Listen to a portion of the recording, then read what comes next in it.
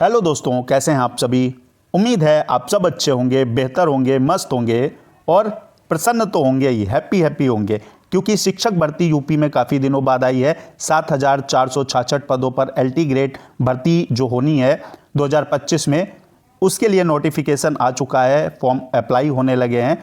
तो शुरू करते हैं। आज से फर्स्ट क्लास है ये एलटी ग्रेड शिक्षक भर्ती पर आपकी जो परीक्षा है उसमें जो जीएस का पोर्शन आएगा, जनरल स्टडीज यानी सामान्य अध्ययन का जो पोर्शन आएगा, अगर उसे आप 30/30 दोस्तों कर लेते हैं तो ये आपकी, क्योंकि वैकेंसीज बहुत कम है इसलिए कंपटीशन ज़्यादा होगा, तो यहाँ एक एक नंबर आपका मायने रखेगा आपकी खुशी बढ़ाने के लिए और आपके माता पिता का सहारा बनने के लिए। क्योंकि अगर आप ये नौकरी पाते हैं, ठीक है, तो यहाँ लगभग 75,000 से आपकी शुरुआत ही होगी, जो कि आपके लिए और आपके माता पिता के लिए बेहतरीन अवसर है। ठीक है, उनका सपना पूरा करने का अवसर है। तो यहाँ पर जनरल स्टडीज़ की पहली क्लास से आज शुरुआत करते हैं। रेगुलर आपको 7 बजे दोस्तों जीएस की क्लास, बेस्ट क्लास, अगर आपने सपोर्ट किया तो रोज़ मिलेगी बेहतरीन क्वेश्चन, और 30/30 आपको लाने में जो क्वेश्चन मदद करेंगे वो क्वेश्चन करवाऊँगा। तो शुरू करें आज की इस क्लास को। देखिएगा, बेहतरीन क्वेश्चन, टॉप लेवल के क्वेश्चन से शुरुआत है। शुभारंभ करते हैं। ड्यूस शब्द निम्नलिखित में से किन 2 खेल में आम है, या किन 2 खेलों में इस शब्द का यूज किया जाता है। क्या वो खेल बास्केटबॉल और बैडमिंटन है, या बैडमिंटन और टेनिस, या फिर वॉलीबॉल और टेनिस, या फिर इनमें से कोई नहीं। तो ड्यूस होता क्या है ये समझ लेंगे, क्योंकि पॉइंट टू पॉइंट चीज़ें तैयार करनी। ये भैया आपका एलटी ग्रेड है, बहुत कठिन एग्जाम है, इतना आसान नहीं होने वाला। कहीं 1 लाख भर्ती नहीं है जो झाड़ू लग जाएगी, आप भी उसमें शामिल हो जाएंगे। इसमें बहुत तगड़ा कंपटीशन है, एक एक पॉइंट को समझेंगे। ड्यूस क्या है दोस्तों? ड्यूस जो है एक विशिष्ट स्कोरिंग स्थिति दर्शाने के लिए यूज किया जाने वाला शब्द है। टेनिस के अंदर जब स्कोर 40-40 पर बराबर हो जाता है तो इस शब्द का यूज किया जाता है, ड्यूस कहते हैं इसे। बैडमिंटन के अंदर 10-10 पर या 20-20 पर यही स्थिति बनती है स्कोरिंग वाली, तब बैडमिंटन में यूज करते हैं। तो टेनिस और बैडमिंटन से रिलेटेड है ड्यूस शब्द। ठीक है, बी ऑप्शन करेक्ट हो जाएगा। सारी चीजें बेहतरीन ढंग से तैयार करना है। अगला है क्वेश्चन, विश्व मृदा दिवस 2024 का थीम जो है, विषय क्या था। मृदाएं जहां से भोजन शुरू होता है, या फिर मानवता को बचाने के लिए मृदा को बचाएं, या मृदा जीवन की शुरुआत है, या मृदा की देखभाल, माप, निगरानी, प्रबंध। बताइए। तो विश्व मृदा दिवस की अगर दोस्तों बात करते हैं तो प्रतिवर्ष कब मनाया जाता है? 5 दिसंबर को मनाया जाता है, 5 दिसंबर को। और इसका उद्देश्य क्या है? स्वस्थ मृदा पर ध्यान केंद्रित करना और मृदा के लिए जो भी चीज़ें आवश्यक हैं उनका प्रबंध करना, ये इसका उद्देश्य है। रही बात विश्व मृदा दिवस 2024 की थीम की, तो आपको याद रखना है मृदा की देखभाल, माप, निगरानी और मैनेजमेंट यानी प्रबंधन करना। डी ऑप्शन को लॉक करते हुए दोस्तों बेहतरीन हंसते मुस्कुराते हुए नेक्स्ट क्वेश्चन की तरफ बढ़ेंगे। अगला क्वेश्चन है एजोला। ये लीजिए टॉप क्वेश्चन, एजोला निम्नलिखित में से किस फसल के लिए मिट्टी की उर्वरकता बढ़ाता है। देखिए भाई, एजोला की अगर बात करें तो एजोला जो जमीन में, सॉइल में नाइट्रोजन की कमी होती है उसको पूरा करता है। नाइट्रोजन की कमी को पूरा करने के कारण ना तो ये गेहूं, चना, जौ नहीं, ये दोस्तों आपका जो धान, पैडी होता है, चावल, ठीक है, उसकी फसल की फर्टिलिटी बढ़ाता है, सॉइल की फर्टिलिटी बढ़ाता है धान की खेती के लिए। ठीक है, अब धान, अब आपसे पूछ ले ये कौन सी फसल में आता है, तो ये खरीफ में आता है। चावल जो है वो खरीफ में आता है। ट्रिक क्या है? ट्रिक भी सुन लीजिए। 3 अक्षर वाले अधिकतर नाम खरीफ में आते हैं। जैसे खरीफ में कौन कौन सी फसलें आपकी आएंगी, याद है आपको? भाई ये फसलें जो है गर्मी में बोई जाती हैं और जाड़े में काटी जाती हैं। इसमें आपका क्या आ जाएगा? धान आ जाएगा, मक्का, ज्वार, बाजरा, सोयाबीन, कपास इत्यादि जो है वो खरीफ में आता है। गेहूं, चना, जौ हो गया, मसूर, सरसों, मटर हो गया, ये रबी की फसल में होते हैं, रबी की फसल से संबंधित है। रबी की फसल कब बोई जाती है? जाड़ों में बोई जाती है और चिलचिलाती दोपहर में, ठीक है, काटी जाती है। ये भी आपको याद रखना है। तो ये सारी चीज़ तैयार हो गई।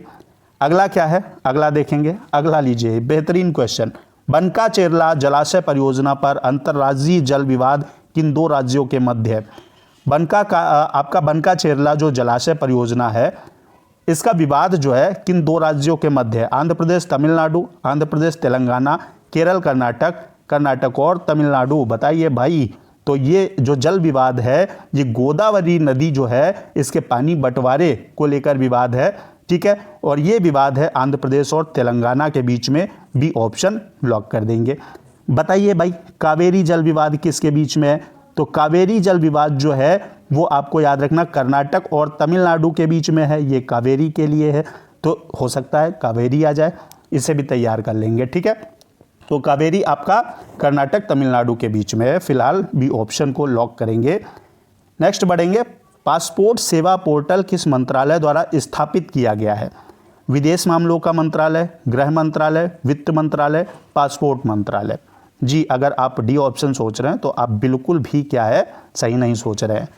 सही सोचना है तो विदेश मामलों का जो मंत्रालय है, यानी अगर इसे हम कह सकते हैं MEA, ministry of external affairs, जिसके मिनिस्टर कौन है? सुब्रमण्यम जयशंकर। और ये पासपोर्ट सेवा पोर्टल जो है विदेश मंत्रालय द्वारा शुरू किया गया है। ये ऑप्शन को लॉक करते हुए बढ़ें आगे, इजाज़त हो सरकार तो बढ़ जाएं। नेक्स्ट है, भारत का सर्वाधिक जनसंख्या वाला जिला कौन सा? ये लीजिए, मुंबई, लद्दाख, चेन्नई, थाने। तो 2011 के अकॉर्डिंग जो है, जो आपका जनगणना हुई उसके अकॉर्डिंग थाने जो है वो आपका सबसे ज़्यादा जनसंख्या वाला जिला है। अच्छा, अब अगर सबसे कम जनसंख्या वाला जिला अगर पूछ लिया जाए तो कौन सा है? तो वो भी 2011 की जनगणना के अनुसार जो है दिबांग घाटी आपका जिला जो है, जो अरुणाचल प्रदेश में है, वो आपका सबसे कम जनसंख्या वाला जिला है। तो कम और ज़्यादा दोनों याद रखेंगे, क्योंकि दोनों में से कुछ भी आ सकता है। Next question, Hindustan socialist Republican association की स्थापना कहाँ पर हुई थी? एग्जाम में आया हुआ क्वेश्चन है। फिरोज शाह कोटला दिल्ली, गोकुलदास तेजपाल संस्कृत महाविद्यालय मुंबई, टाउन हॉल कलकत्ता, आज़ाद मैदान मुंबई। तो यहाँ पर जो दोस्तों हिंदुस्तान सोशलिस्ट रिपब्लिकन एसोसिएशन है, इसकी स्थापना 1928 में होती है। और कहाँ होती है? फिरोज शाह कोटला दिल्ली में होती है, याद रखेंगे। और इसकी स्थापना करने वालों में राम प्रसाद बिस्मिल और अशफाक उल्ला खां हैं। इसके बाद इसमें शामिल भी हो जाते हैं कौन? चंद्रशेखर आज़ाद, भगत सिंह, आपके सुखदेव थापर, ये इसमें शामिल हो जाते हैं। तो 1928 आपका हो जाएगा, ठीक है। और 1928 के लिए और एक चीज़ फेमस है, पता है क्या है? बताइए, सोच के बताइए, मैं अभी बताता हूँ, फिर सोच के कमेंट बॉक्स में कमेंट कीजिए। गोकुलदास तेजपाल संस्कृत महाविद्यालय, इसका नाम आया तो ये भी बता दें। यहाँ दोस्तों आपका क्या हुआ था? 28 दिसंबर का दिन था, 28 दिसंबर का दिन था, सन था 1985। और व्यक्ति थे A.O. ह्यूम। और यहाँ पर INC यानी भारतीय राष्ट्रीय कांग्रेस, इंडियन नेशनल कांग्रेस की स्थापना यहीं पर की गई थी, मुंबई में गोकुलदास तेजपाल संस्कृत महाविद्यालय में, ठीक है। तो ये सारी चीज़ें तैयार रखेंगे। नेक्स्ट क्वेश्चन है, रेगुलेटिंग एक्ट कब पारित किया गया? 1773, 74, 1775, 1778। रेगुलेटिंग एक्ट की अगर बात करें तो ये कब पारित किया गया? 1773 में पारित किया गया। ये ऑप्शन को लॉक करेंगे, लेकिन कुछ सुन भी लेंगे कि ब्रिटिश संसद द्वारा पारित अधिनियम था आपका रेगुलेटिंग एक्ट, जिसका उद्देश्य क्या था? ईस्ट इंडिया कंपनी के मामलों को नियंत्रित करना। ये ऑप्शन ठोक के चलेंगे। नेक्स्ट क्वेश्चन है, चैनल को दोस्तों सब्सक्राइब करके बेल आइकन प्रेस कर लीजिएगा, क्योंकि आपके एग्ज़ाम तक आपके साथ रहेगा, एग्ज़ाम के बाद भी साथ रहेगा आपका A1 एजुकेशनल हब। ये सिर्फ एक यूट्यूब प्लेटफॉर्म नहीं, ये परिवार है। यहाँ जुड़ के हम सपनों को एक नई उड़ान देना चाहते हैं, नई उड़ान दे रहे हैं। तो वीडियो को लाइक शेयर भी कर दीजिएगा दोस्तों तक, ताकि वो भी अपना जो है बेस्ट तैयारी कर सकें। क्वेश्चन है, स्वशासन सुशासन से श्रेष्ठ है कथन किस विद्वान का है? महात्मा गांधी, रविन्द्रनाथ टैगोर, दयानंद सरस्वती, रामप्रसाद बिस्मिल। बताइए। तो यहाँ पर भाई अगर वर्धा योजना आ जाए, ठीक है, क्योंकि पूछ कुछ भी सकते हैं, वर्धा योजना ये गांधी जी से रिलेटेड है, ठीक है।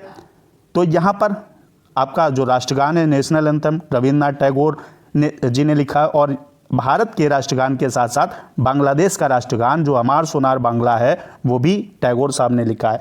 लेकिन ये जो कथन है ये दयानंद सरस्वती जी का है। सी ऑप्शन को लॉक करेंगे। बिस्मिल जी जानते हैं, बिस्मिल जी का एक कथन था बहुत बढ़िया, सरफरोशी की तमन्ना अब हमारे दिल में है, ठीक है, देखना है जोर कितना LT ग्रेड वैकेंसी में है, तोड़ देना है खोपड़ी में इसकी छेद कर देना है। नेक्स्ट है, कैबिनेट मिशन के समय भारत का वायसराय कौन था? बताइएगा। लॉर्ड वेबल, लॉर्ड इरविन, आपका लॉर्ड बैटिंग, माउंटबेटन। तो कैबिनेट मिशन की अगर बात करते हैं, कैबिनेट मिशन 1946 में भारत आता है, ठीक है। और कैबिनेट मिशन के समय भारत का वायसराय जो था लॉर्ड वेबल था। अब अंग्रेज सब अपने नाम के आगे लॉर्ड लगाते थे, लॉर्ड का मतलब तो आप सब जानते हैं।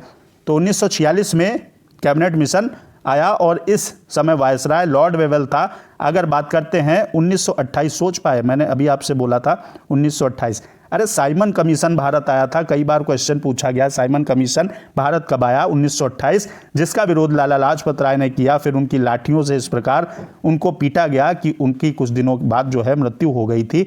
तो ये बात आपको याद रखनी है, ठीक है।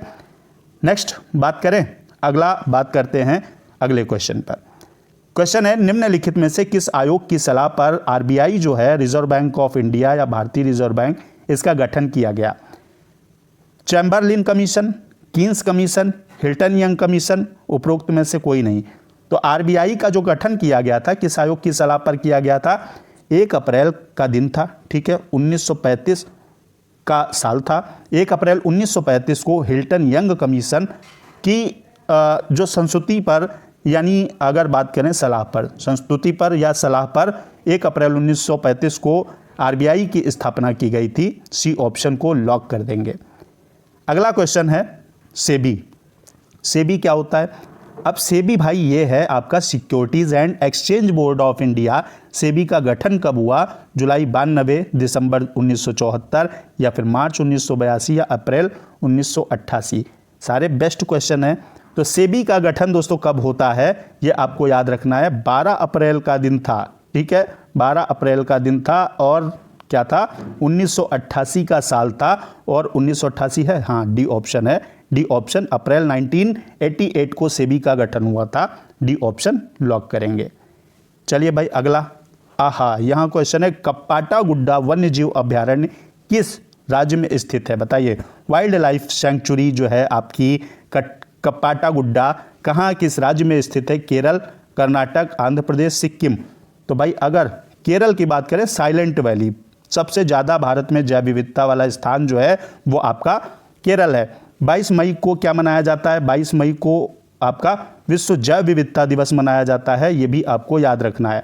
तो यहाँ पर अगर बात करते हैं कप्पाटा गुड्डा की, तो ये कर्नाटक में है, ठीक है, कर्नाटक में ये आपका वाइल्ड लाइफ सेंचुरी है। बी ऑप्शन करेक्ट हो जाएगा।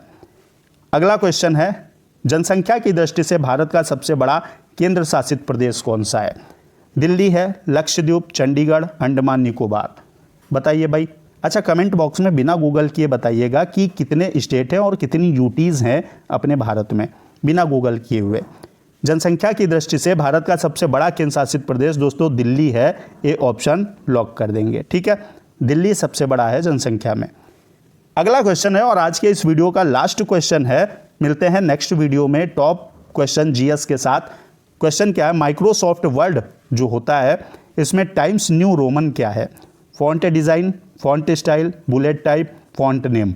अगर आपने माइक्रोसॉफ्ट वर्ड चलाया है तो आप जानते होंगे, ये ना तो डिज़ाइन है, ना स्टाइल है, और भैया ना तो टाइप है। ये क्या है? फॉन्ट नेम है। बहुत सारे फॉन्ट नेम होते हैं, उनमें से ही एक टाइम्स न्यू रोमन है। तो डी ऑप्शन ठोक देंगे, ठीक है। तो इसी प्रकार ठोकते हुए हम 30/30 का पोर्शन एलटी ग्रेड में करके आएंगे, दम लगा के पढ़ेंगे और चीज़ों को तैयार करेंगे। मिलते हैं नेक्स्ट वीडियो में। जय हिंद, वंदे मातरम।